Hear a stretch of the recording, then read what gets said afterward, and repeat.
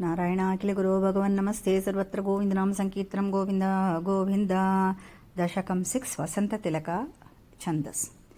एवं चतुर्दश जगन्मयतां गतस्य पातालमीश तव पादतलं वदन्ति पादोर्ध्वदेशमपि देवरसातलं ते गुल्फद्वयं खलु महातलमद्भुतात्मन् जङ्घे तलातलमथो सुतलं च जानु किञ्चोरुभागयुगलं वितलातले द्वे क्षोणीतलं जगनमम्बरमङ्गनाभिर्वक्षश्च शक्रनिलयः तव चक्रपाणे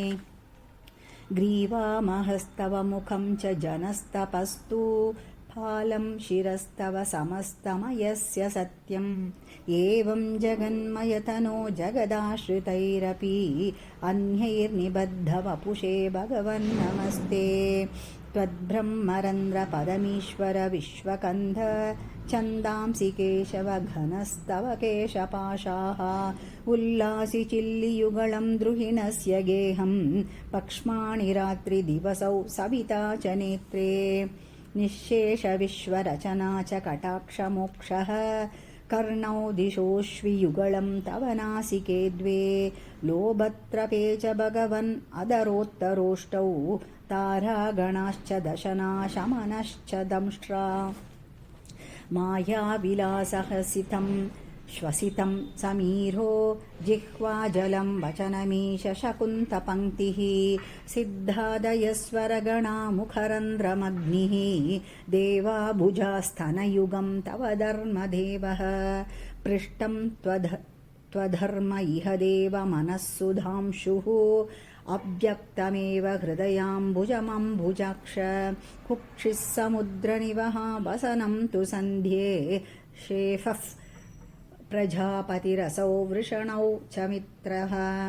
श्रोणीस्थलं मृगगणा पदयोर्नखास्ते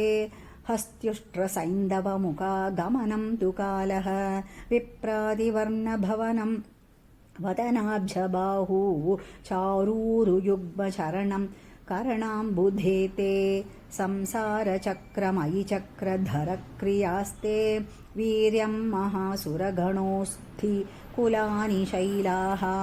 नाढ्यः सरित्समुदयस्तरवश्च रोमः जीयादिदं वपुरनिर्वचनीयमीश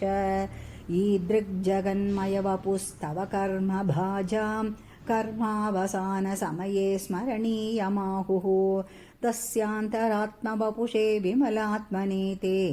वातालयाधिपनयो नमोऽस्तु निरुन्धिरोगान्।